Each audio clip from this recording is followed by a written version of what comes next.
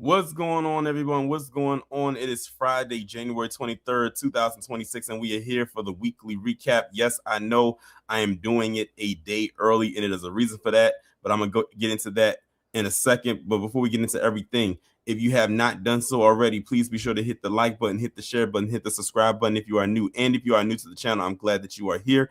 Hit the bell twice to receive notifications whenever I upload a new video or go live, or join the Discord and you should be notified in there. But shout out to everyone that is here, all the mods, all the members, everyone in the Discord, and everybody over there on Patreon. And if you are on Patreon, then you know that you will be receiving a video this evening. So be on the lookout for that. But before we get into everything, let me acknowledge those who are here in the chat now or came in early. We got Hurricane Nisi, Reparations Nation, Lana L, Anita Harrell, Dimpleface, SD Johnson, Boilermaker, Joseph Washington, Wallow J, be moving's first or last. We got Pam in here. We got Zoo Tours, Kind Equation Arts, Don P, Gamers Den, Mr. Williams, Iron Will, and U1026. Shout out to everyone that is in here. Now, the reason why I'm going live today to do the weekly recap instead of Saturday or tomorrow is because I have to get up early and go and do some last minute shopping before this big storm hits us. As many of y'all already know and who have been following news, on the East Coast, we are about to get slammed by what they call a historical snowstorm. And it's supposed to come in tomorrow evening and run all the way through Monday. So we going to be snowed in for a couple days. So I have to make sure to get any last things that I need.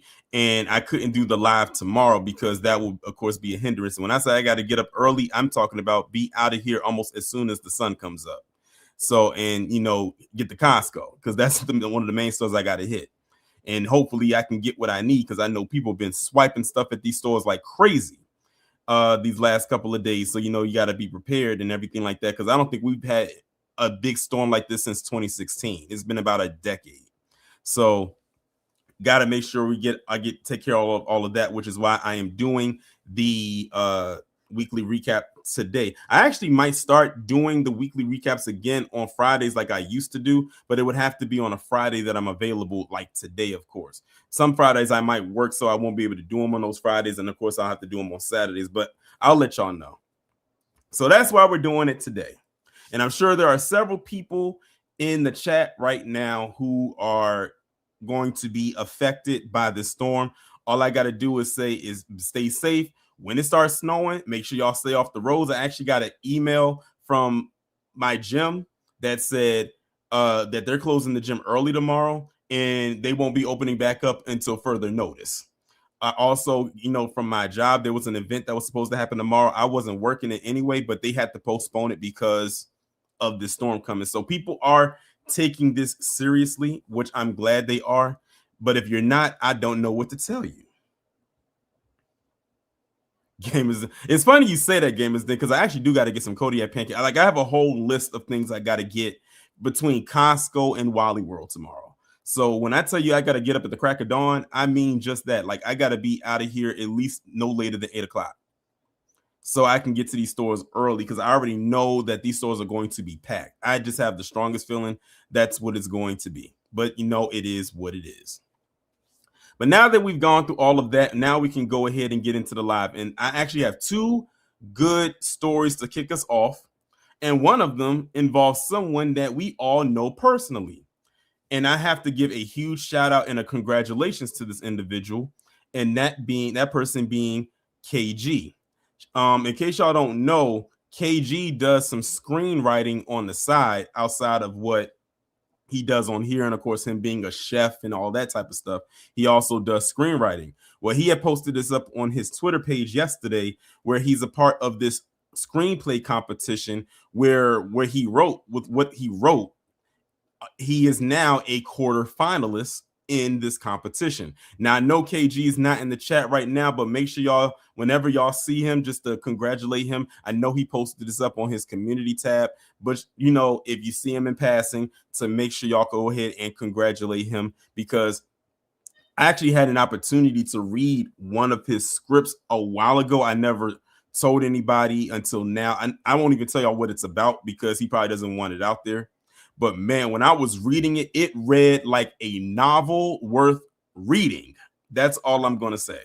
If that was to actually transfer into a screenplay, to something that could be on the big or even the small screen, really, honestly, it could be something that could fit either streaming or the big screen. Either way, it was that good. It was very good. Like the third act was phenomenal. That's all I got to say. If y'all ever get a chance and opportunity to read it one day, you'll feel how I'm feeling.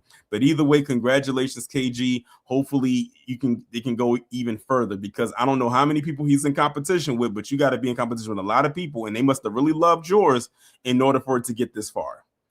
So congratulations to him.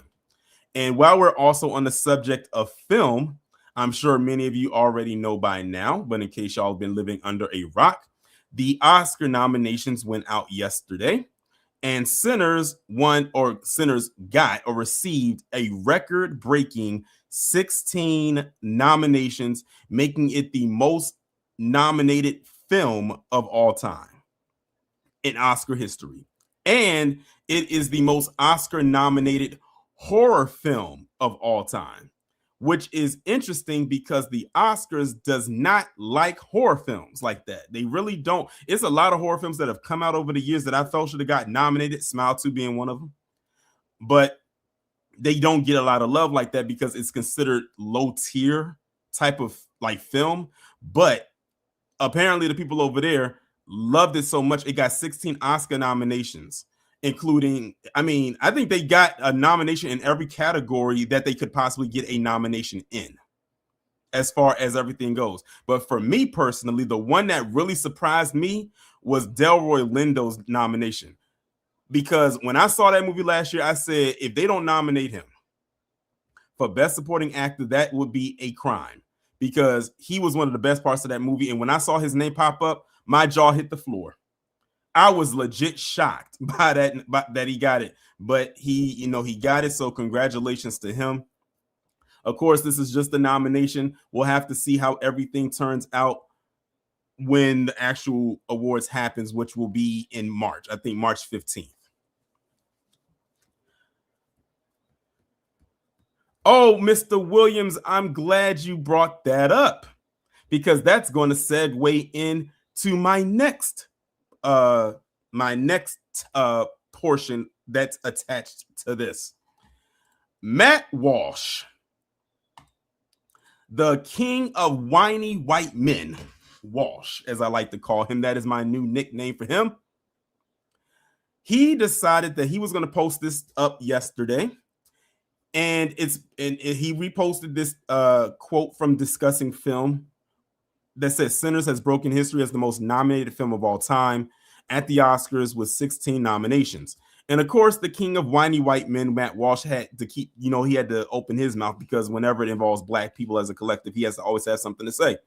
He said, it's like when everyone pretended that Black Panther was some kind of cinematic masterpiece. Everyone knows what's going on here. Almost all of the praise is exclusively because of the Black cast and director. Easily one of the most overrated movies ever made. I have the strongest feeling Matt Walsh didn't even watch this movie, and if he did, he probably saw it through the same lens that Stevie Knight did. Remember, this is the same guy that did a whole hour-long so-called review of the Sonic 3 movie 2 years ago. A children's movie, or family film. So already I can't take this take seriously. I wonder if Matt Walsh even saw the other movies that's in the same categories as Sinners to even make a statement like this.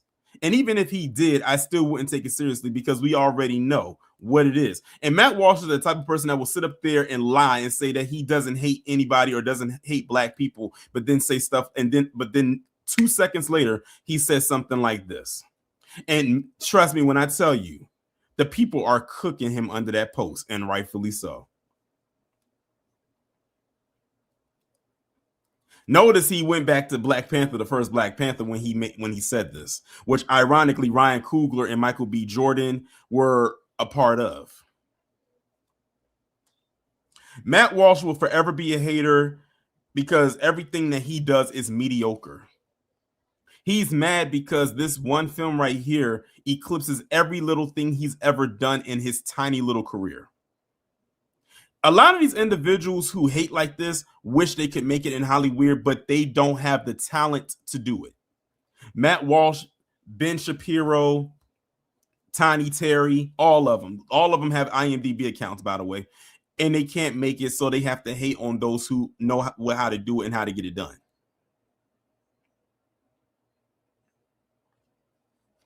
So I guess Matt is going to be, if let's hypothetically say Sinners wins, let's say, I'm going to just say 13, which will be a good number, 13 Oscars. He'll be right back on here to write up his little excerpt. Then he might turn his camera on and do a whole hour-long video about why Oscars is DEI or Sinners was overrated or something along those lines. And by the way, a little tidbit. The Oscar committee a couple years ago, they had it in a clause. They put a clause in that says they have to watch every movie that is nominated before they can make their decision. So many people are thinking that's probably why Sinners got all these nominations, because they have to watch the movies, because there was a thing where there was putting stuff out there that they weren't watching the movies, which is why a lot of movies got snubbed. A lot of good ones, rather. But now they put a requirement in the clause that says you have to watch the movie before you make a vote. SD Johnson says if Sinners wins one, oh, you already know. If they win one award, Matt gonna be up there having something to say. And what I like about this is that in every category the movie is nominated in, it's not competing with itself. So it's 16 nominations, but they're in their own individual categories. Like, they're not competing with each other. Like, you might have two actors that might be in the same category, but they're in the same movie. They're not doing that, which I'm glad they're not doing it, because that would split the win if there's a win to be had.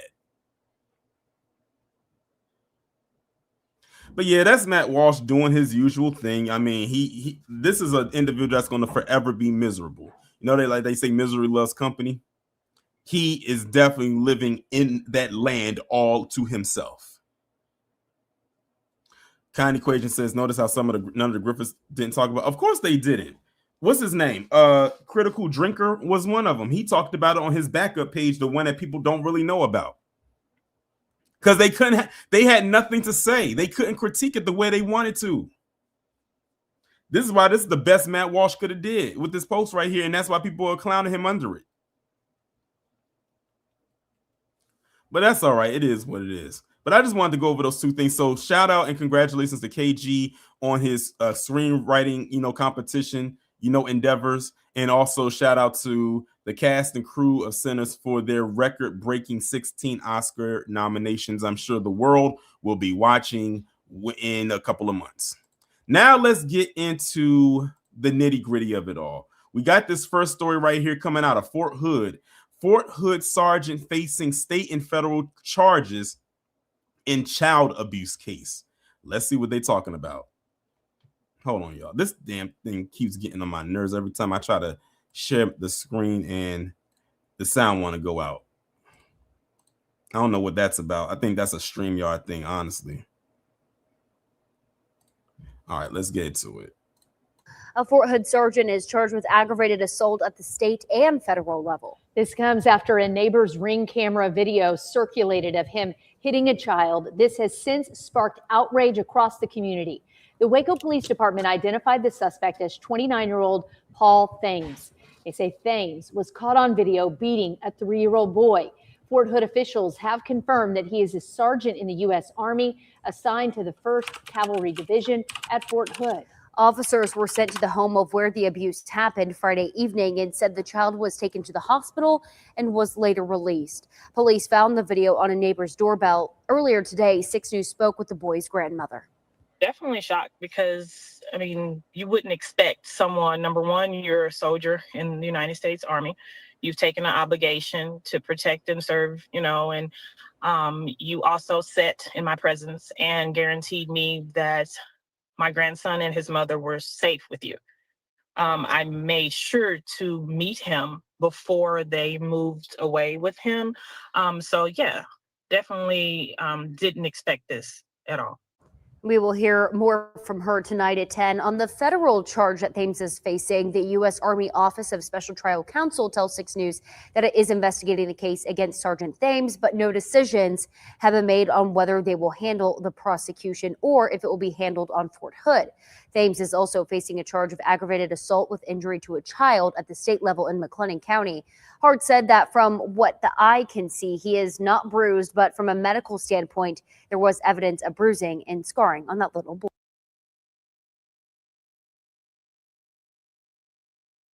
For those of y'all who are subscribed to my Patreon, these type of stories are flourishing over there. And the crazy part about it is this is only just a tease. Actually, this is tame compared to the stuff you'll see over on Patreon. Shout out to everyone over there. Because it's crazy. I always say, if you bring harm to a kid in any capacity like this, you deserve everything that's coming your way wherever you land. Whatever prison you end up in, that you're going to get exactly what you deserve. And what's going on to me, because I'm glad that you are here. Whatever happens to you, it's in their hands now. Your fate is in their hands. As far as I'm concerned, only 29 years old. Now your whole life is thrown away.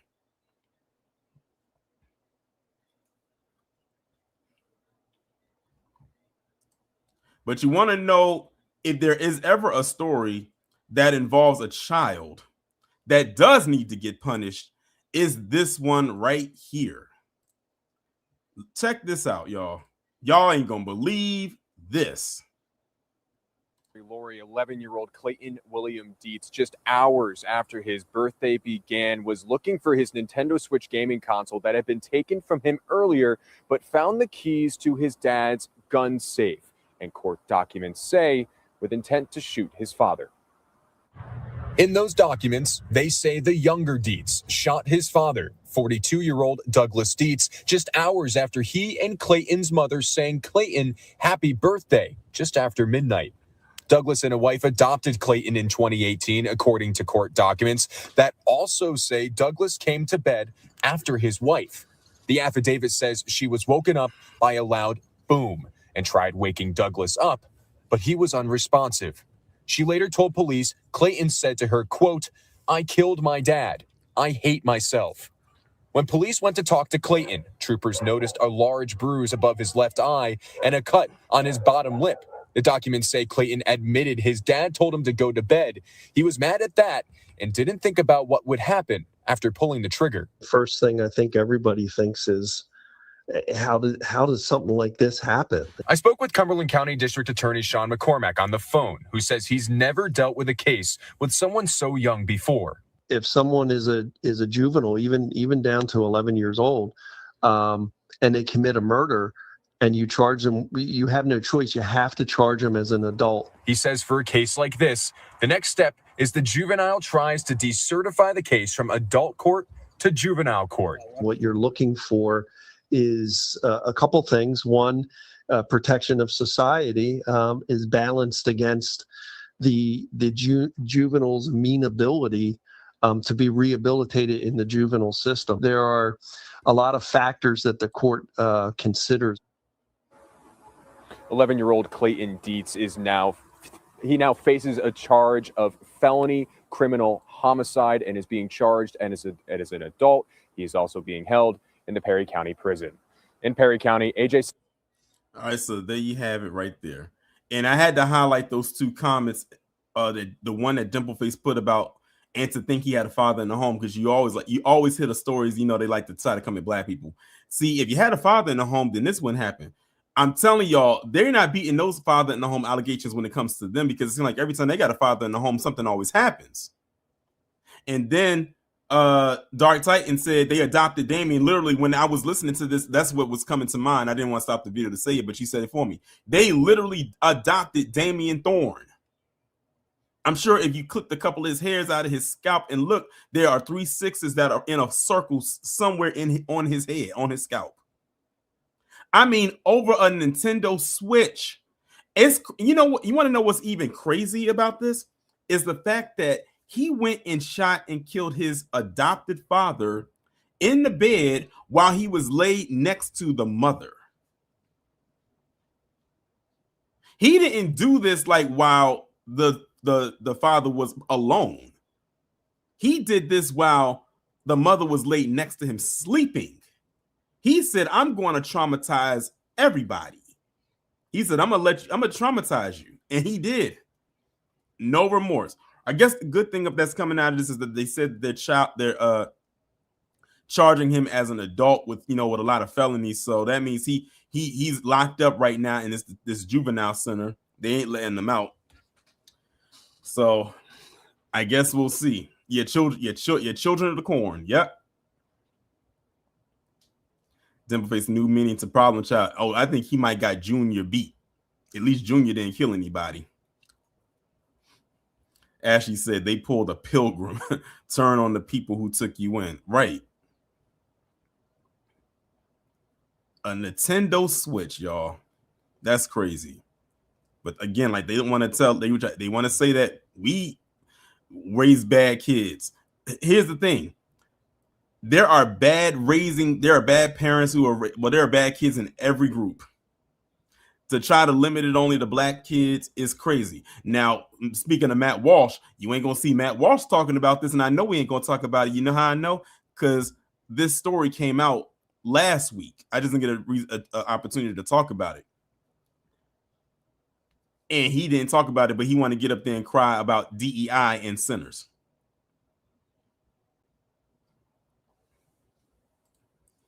Let's move on to the next story. Of course, y'all know I got another ICE story. I think we're going to be having ICE stories in here for quite some time, y'all.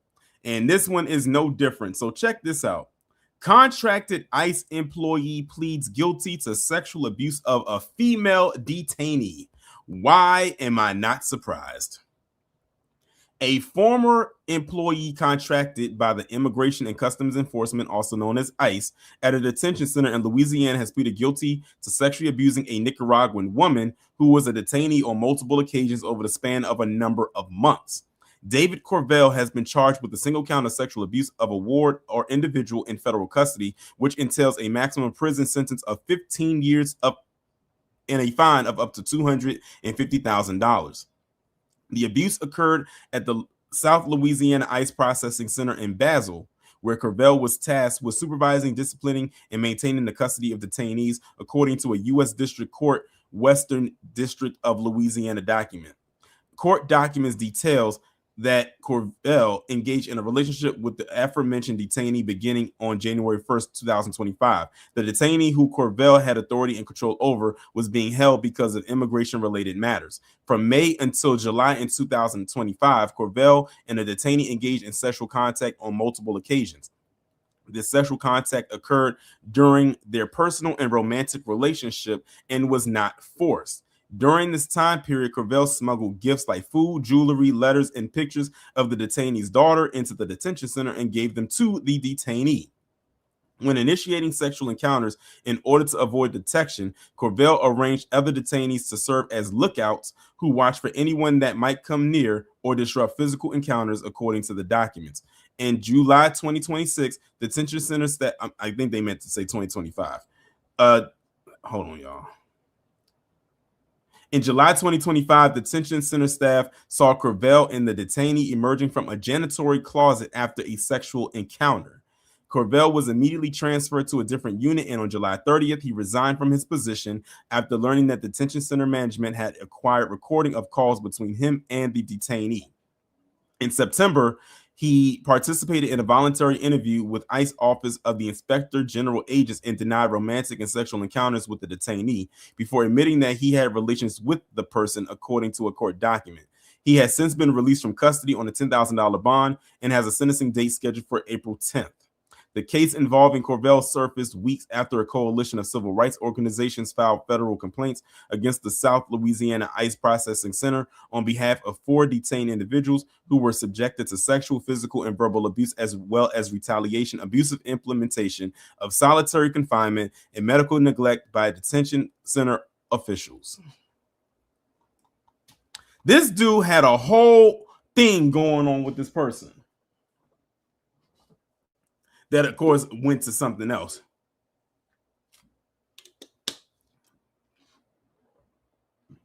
She probably is still locked up, Dimple Face. That's why, and I think I had said this before, but in case y'all didn't hear it, have y'all noticed that most ICE agents happen to be PC? I have yet to see one black ICE agent, whether man or woman. Y'all let me know. Have y'all seen on the news or any videos that you've probably seen on social media? Have y'all seen a black ICE agent yet? Because I have yet to see one.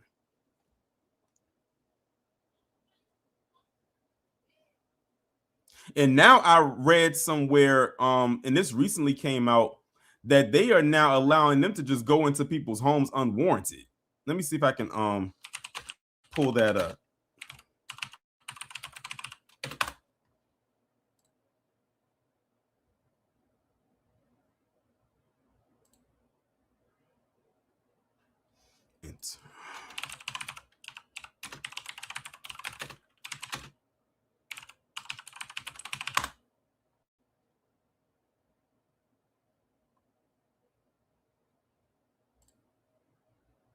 All right, let me pull this up so y'all can see this.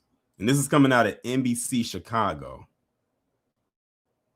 Hold on, y'all. Let me pull this over here and share this.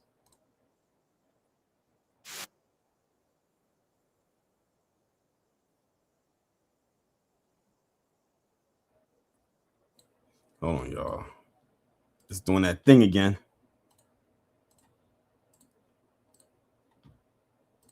All right. Tonight, the NBC Chicago investigative team has obtained an internal government memo that authorizes federal immigration agents to enter your home without a search warrant. Critics have said ICE is violating the Fourth Amendment of the U.S. Constitution that protects against unreasonable search and seizure. Our investigative reporter Chuck Gowdy is here with the very latest controversy at an embattled agency now. Chuck? Stephen Allison, unlike other law enforcement agencies that typically obtain a warrant to enter private homes, tonight, a written directive from ICE allows for their house call to come without a court order or a judge's approval. This picture is what these warrantless house calls look like. A heavily armed team led by an agent with a rapid assault breaching tool, commonly known as a battering ram, a practice that tonight is raising complaints of constitutional violations. What critics call cowboy tactics have been seen from Chicago to Los Angeles and Minneapolis to Portland as part of the administration's illegal immigration offensive. Unless lives are in immediate danger, warrantless door-breaking raids have been unconstitutional since the Fourth Amendment was ratified 235 years ago. The Constitution was all about a reaction to what the British had done to the colonists. The British soldiers had gone into colonist homes, arrested people without any process. The Bill of Rights, the Fourth Amendment, was a direct reaction to that. Former Chicago federal prosecutor Ron Safer tonight says this ICE directive in place since last May can't legally circumvent the Constitution. The memo made public by whistleblowers inside ICE instructs federal officers that they don't need a signed court order to go into private homes of a person already designated as an undocumented immigrant, that agents are just carrying out an administrative function. Our understanding is that you can enforce the immigration laws of the country under an administrative order if you have an administrative warrant. That's what we think. That's our understanding of the law. Yeah, the Constitution says otherwise. Safer, a regular NBC Chicago legal analyst, tonight says this ICE memo prescribing forcible entry is instructing agents to violate the Constitution. If these people had committed crimes, they would go to a judge. It's very easy. You go to a judge. All you need is probable cause. You don't need proof beyond a reasonable doubt. Most immigration law in our country is not done through the criminal system with the judge. It's done through the administrative law system. We're going to continue that practice just as they did in the Biden administration or any other administration. For years, the recommendation from immigration attorneys has been that people simply shouldn't open their doors if authorities show up without a warrant. Ron Safer tonight says that is still the advice, even if it results in federal agents ramming down the door. When this tactic eventually lands in front of the Supreme Court, Safer believes justices will side with the original wisdom of the Constitution. All right, so there it is, y'all. That just came out like yesterday. This was reported yesterday. For many of y'all, this might be your first time seeing this. And yes, I did hear about that the 5-year-old. That's crazy too. They apparently it was a 5-year-old that I'm gonna put this in air quotes, kidnapped. And that's another story that's flying over social media now too. And that just happened, I think, yesterday too. But I think the story came out today.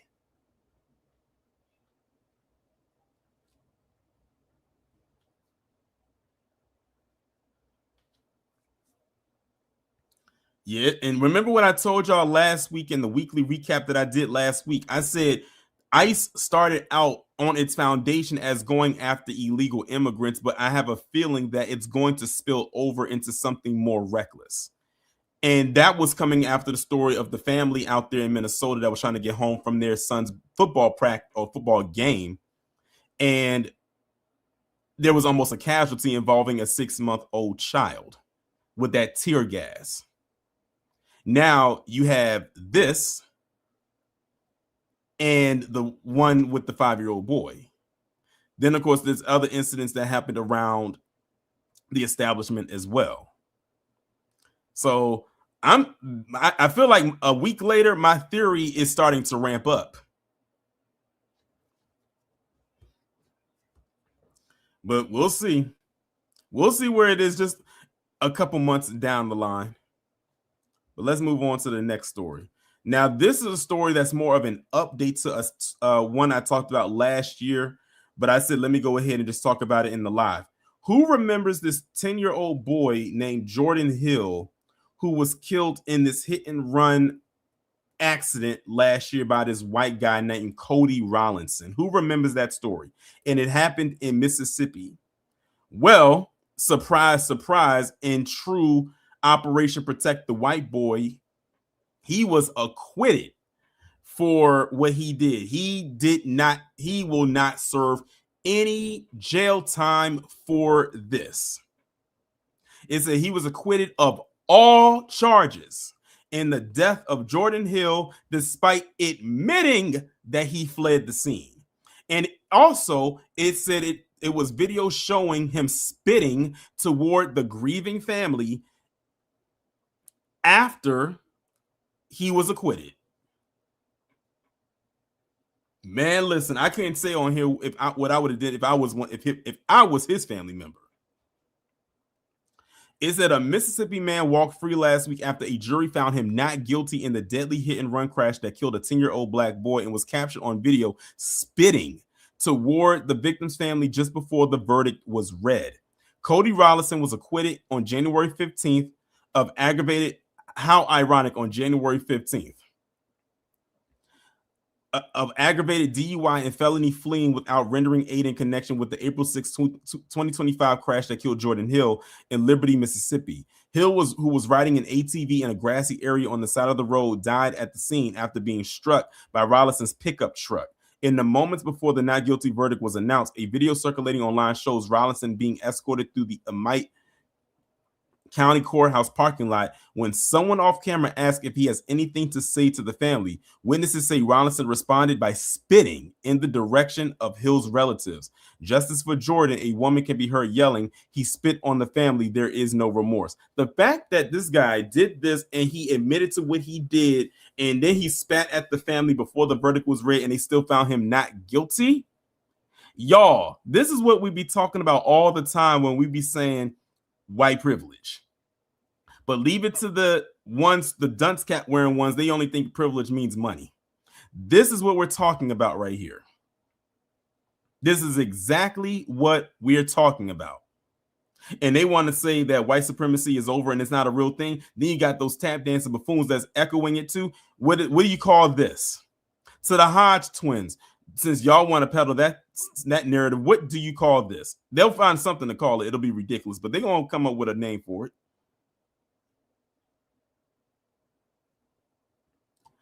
Rollison admitted he left the crash site, but claimed he did so because he didn't have cell service to call 911. I don't believe that crap. He said he was arrested later and released on a $41,000 bond prior to trial. After deliberating for about an hour, juries cleared him of both charges. The verdict has devastated Hill's family. Wanda Brown, the boy's mother, told WLBT that she was shocked by the outcome, saying the evidence presented in court didn't support such a result. She says, I just felt that this justice system here has just failed us. Well, unfortunately, Ms. Brown, you have now joined the unfortunate long laundry list of those parents, those mothers who have not or may not receive justice for the loss of their loved one at the hands of a demon. Or should I say the wheels of one? Family members and supporters have raised questions about the investigation and trial process. A Change.org petition circulated by a family friend claims there was no skid marks at the scene, suggesting Rollison did not slow before striking Hill. A family spokesperson, Marquel Bridges, has described the boy's death as a hate crime rather than an accident. After the verdict, Hill's relatives also alleged that some jurors had prior knowledge of the case and should have been disqualified, though this claim has not been independently confirmed. Hill's sister, Mariah Woodward, said the family plans to keep Jordan's story alive on social platforms to ensure the case isn't forgotten. You want to know what's so crazy? You want to know why this story got buried the way that it did? And like, it's one of the things that if you blink, you would have missed it, because this was coming off of the heels of the Carmelo Anthony Austin Metcalf story, because that's all the news kept talking about, because that happened like a few days before this happened, like right at the beginning of April, and then this happened a few days later. But because of everything going on with Austin Metcalf and Carmelo Anthony, this story got lost in the shuffle quickly, very quickly.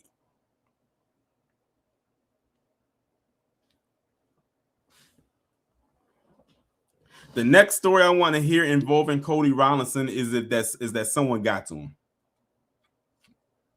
Someone or someone's got to him.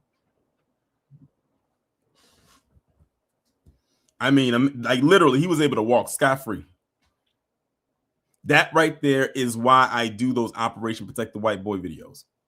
This one right here. But I want to switch it up a little bit, y'all. I want to switch it up because we went over, people receiving rewards. And speaking of awards, shout out to KG. KG just came into the chat. Hey, KG, you were the first story of the day on your screenwriting achievements. When you've been in that competition, you were the very first thing we talked about. You have to go back and hear the playback, but you were the first one we talked about, and we gave you congratulations and all types of stuff and whatnot. But I want to switch it up a little bit, because there is this story right here that I have been dying to talk about. And I feel it's only fitting that we play the proper intro for it.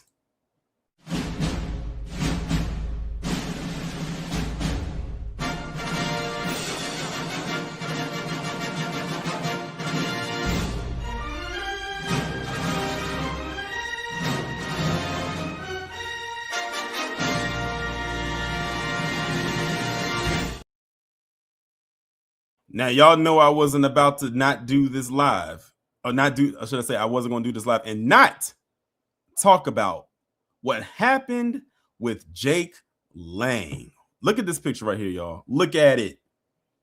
I feel like by now, many of y'all already have seen the video of what happened to Jake Lang when he went out there to Minneapolis. Listen, he looked so pathetic out there. I mean, Jake Lang going out there doing what Jake Lang does, going out there to provoke and antagonize a group of people that already don't like him.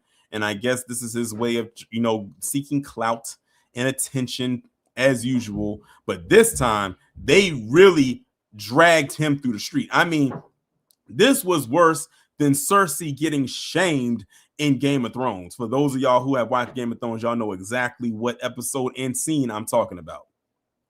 So it says anti-ICE rally chases off U.S. far-right influencer Jake Lang in Minneapolis. And of course, he's going to do the same usual thing, get on social media and talk about how much of a victim he was.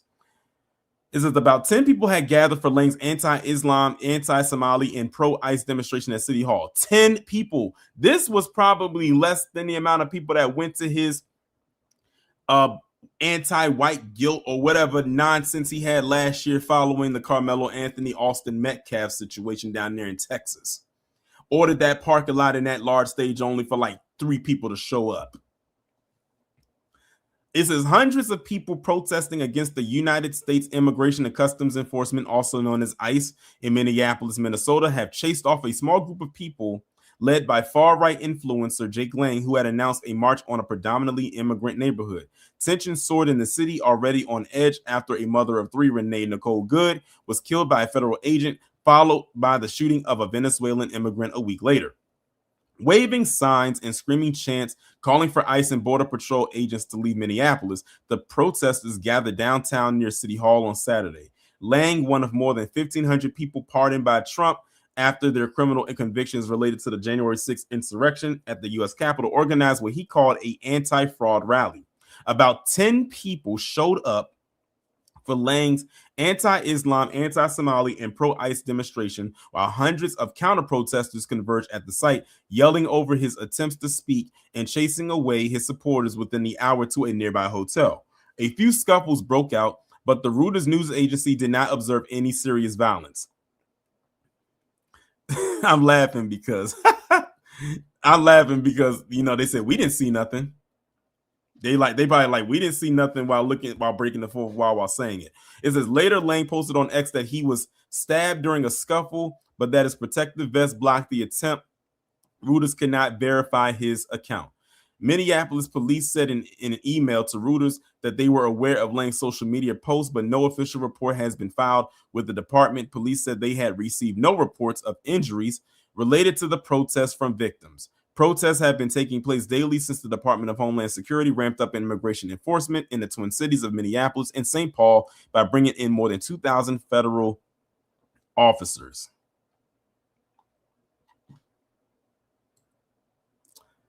I don't think it's anything else related to Jake Lang in the article, but yeah. What's interesting about this is that Jake Lang was being protected by a black man, and he is very off code. You better check the paperwork. The same people that he likes to call the N-word, because he did say or call them people out there N-word lovers. I saw that clip. I do not feel bad for the likes of Jake Lang. And I remember the video I was saying, them people was literally dragging him up out of there. He went out there looking like a wet cigarette, and then he got in the car. But before that car door could close, it was one guy, he was delivering them kicks like he was Chun-Li from Street Fighter. He must have kicked them at least 10 times before they could get the door closed.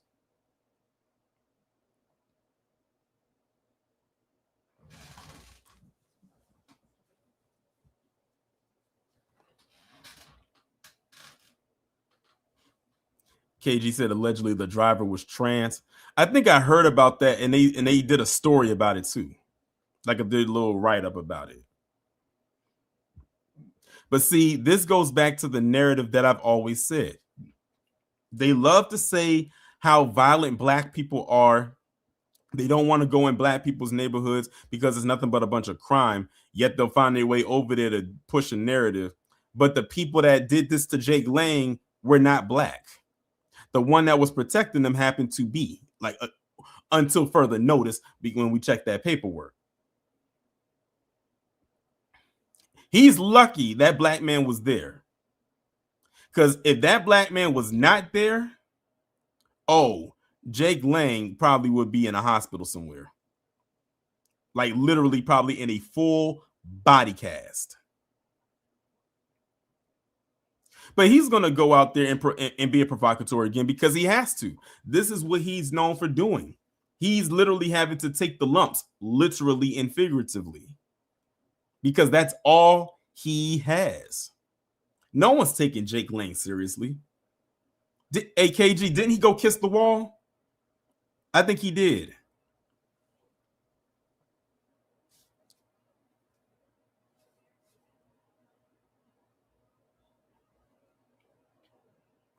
Zimbleface says after it happened, he was talking smack with Alex Jones. Surprise, surprise. I'm telling you, when you recognize who these white supremacists are and how they operate, nothing they do will remotely surprise you. Like, you can literally call it down the middle. He said he hasn't learned his lesson, and he won't. He won't learn his lesson. Just like Charlie Kirk didn't learn his lesson. And you see what happened to him. He literally went into eternity without learning his lesson. And if Jake Lang continues, the same probably will happen with him. Of course he didn't, Sandra. Of course he didn't thank the black man. He wasn't about to do that. That's why we were so mad that black man was out there giving him cover, being his shield.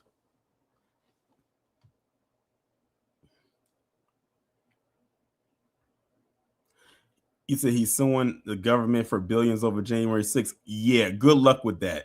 Like, that's going to happen. Okay. All right, let's move on to this last story. And this one just happened today. Remember how I said that Trump removing MLK and Juneteenth from the national parks discount day was going to spill over into other things? You may or may not have taken me seriously when I said that, maybe about 2 or 3 weeks ago. But check this out. This is in Philadelphia, by the way. Philadelphia sues over removal of slavery exhibit.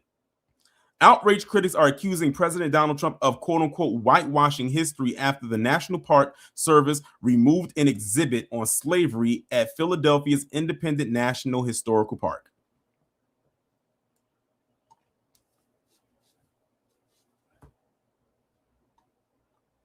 Outraged critics accused Donald Trump of whitewashing history on Friday after the National Park Service removed an exhibit on slavery at Philadelphia's Independence National Historical Park in response to his executive order of restoring truth and sanity to American history. Loosely translated, make America white again. Mawa. On display at the nation's museums, parks, and landmarks.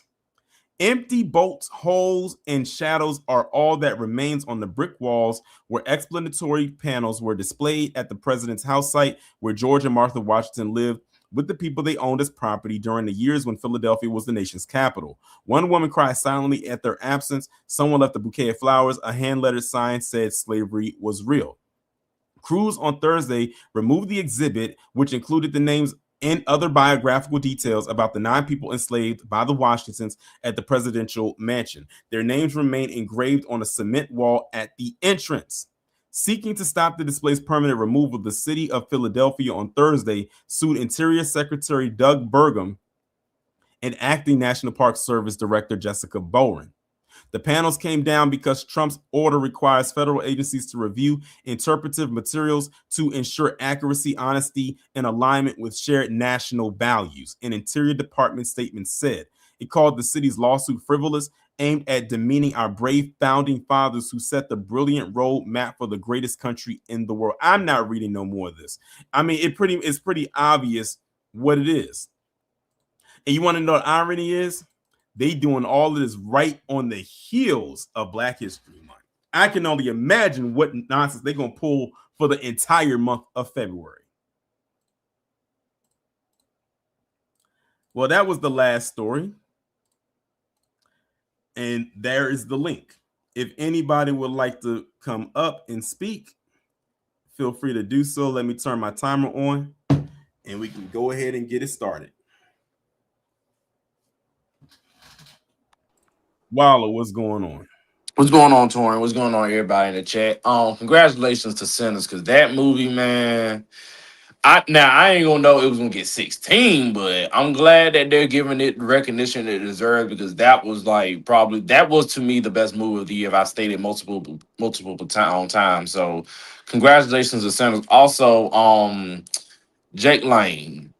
Count your days, buddy, because that right there should let you know people don't like you, people don't respect you, people don't care about you. You see what happened to your boy. It's gonna happen one day. You keep messing with people and keep pushing the stuff you pushing, just like what happened to them. I know you heard what happened to the you know the guys down there in Miami. Mm-hmm. Yeah, I almost incorporated that into this live, but I said it's so many moving parts that if I do speak about it, if I have the mental bandwidth to do so, that would have to be a whole separate live to itself. Because I couldn't, because that's a lot. That's a lot of ground to cover. But there's been a lot of people that I've been watching who have been covering that for the last couple of days, and they are pathetic. Yeah, shout out to Drew Almighty. I saw that. Yeah, I mean, to the highest extent. I mean, to the epitome of it. It's how can you hate you dunk on black people, but you go to the club to go listen to black music? Make that and a band song, might I add. A band song got the DJ and the bouncer fired for letting you get in and for you playing the song. Make that make sense. And then Sneeko, he ended up getting banned practically from all of them everywhere. All of them got banned out. They can't go nowhere in Miami. That's on them. But I'll land my plane there. Thanks for coming up, Wallow. All right, next we got Pam. What's going on, Pam? Your mic is muted.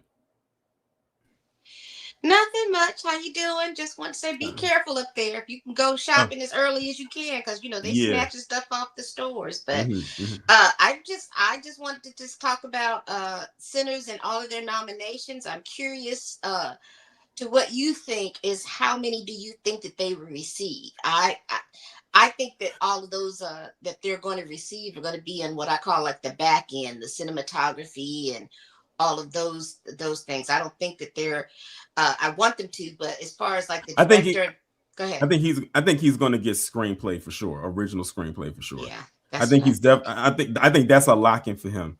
I want them to get cinematography because that juke joint scene. Oh my god! When I saw that scene, I said, "Oh!" I immediately said cinematography. Like literally, that's what came to mind for me. I'm still shocked with the Delroy Lindo nomination. I remember you saying that, and I was like, "You did say that." But I'm happy for him. I mean, he gets a nomination because that man has been acting his tail off for as long as I can remember. He's always been supporting actor with some leading roles, but he's always given stellar performances to me. But that's all I wanted to say. All that other stuff with these people in this ICE agency and all that other stuff. I don't have the bandwidth to talk about that stuff. It just bothers my soul. So you stay safe up there, and anybody else that's in that bad weather thing, y'all stay safe, get your food, and I'll talk with y'all next week. All right. Shout out to Pam for coming up. She does a lot of entertainment, news and everything like that. If you haven't done so, please subscribe to Pam Entertainment TV because she goes live often on her channel whenever there's like breaking news or entertainment news. And she definitely did talk about that. I wish I was available to be with her when she talked about those nominations because I definitely would have asked for the link. But shout out to Pam. All right, next up we got Jonathan. What's going on? Oh, what's up, Tori? Well, man, I saw that Jake Lane video, man. My face couldn't stop smiling. I was so happy to see that dude give him what he deserved, and it was all smiles for me until the black dudes was protecting him, and this is what pisses me off in our community. We do throw the cape on for these folks, knowing that they will not show us that same energy if we were to be attacked that way, and I don't know why. We do it. Now, one of them gave the reason, talking about, we got to show love, we got to show God, we can't show hate and all that. And when I was hearing that black dude explaining his reason why he was protecting Jake Lang, I told him, man, shut your B word up. You know what I'm saying? Because that man would not do the same thing for you if you was in his shoes.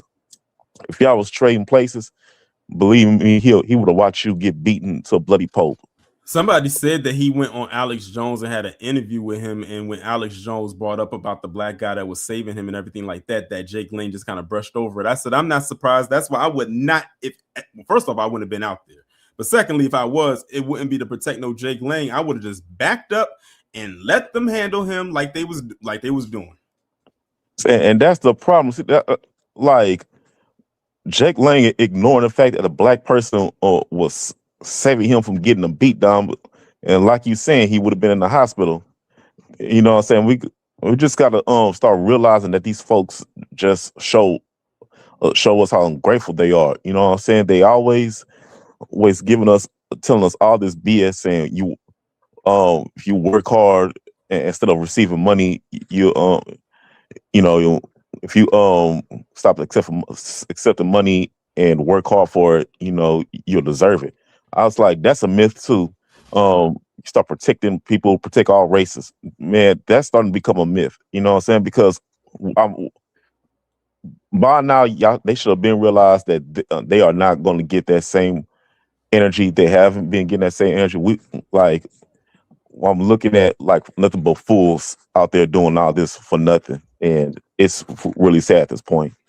And as for that punk who spit on that family after he done killed that little boy on the hit and run, man, I wish that would have been me. Oh my God, I would have been in containment for 30 days.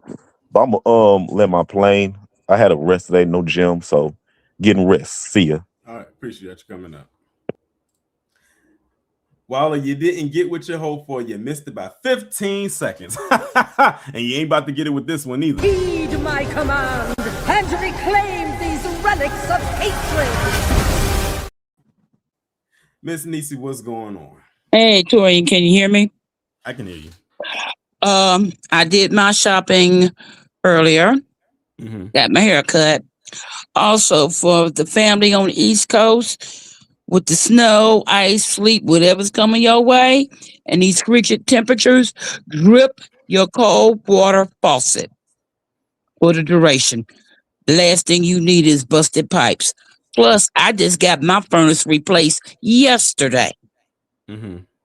So, we've been through this before. We know what to do. If you ain't got to go no damn where, don't go nowhere. Exactly.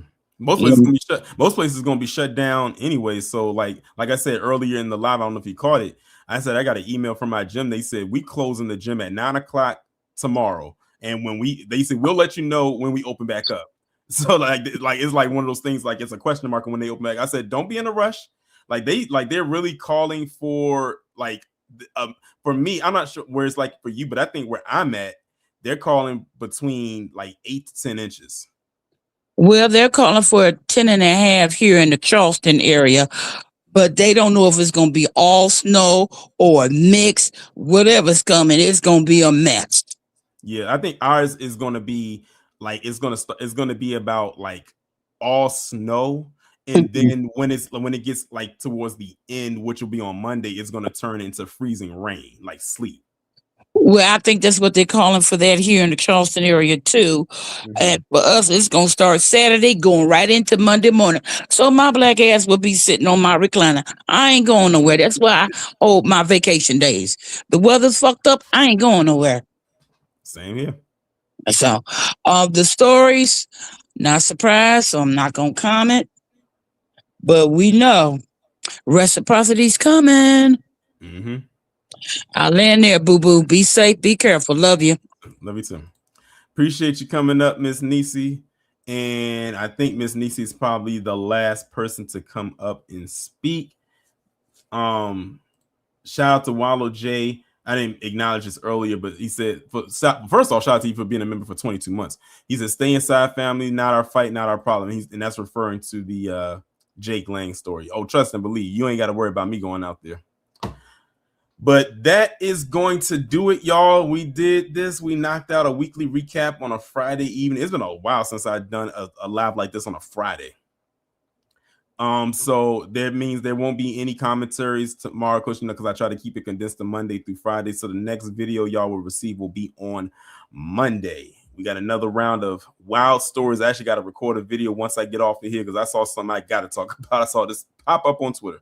But y'all enjoy the rest of your evening. Again, like Miss Nisi said, if y'all are on the East Coast, especially in the region I'm in, which is near where Miss Nisi is because she's a neighboring state, please, if you have nowhere to go, especially when this storm starts happening, do not risk it. We don't need to hear no stories of you drifting off and you landed in a ditch somewhere or you stuck somewhere or anything like that. If you got to go somewhere, do like I'm doing. You better get up early tomorrow before any flakes fall out of that sky, because whatever comes out of that sky is going to stick immediately on impact. So again, for all those on the East Coast like myself, please be safe because we gonna be dealing with this for the next 2.5 days. So with that being said, y'all enjoy the rest of your evening. Stay safe, stay warm, but most importantly, be one.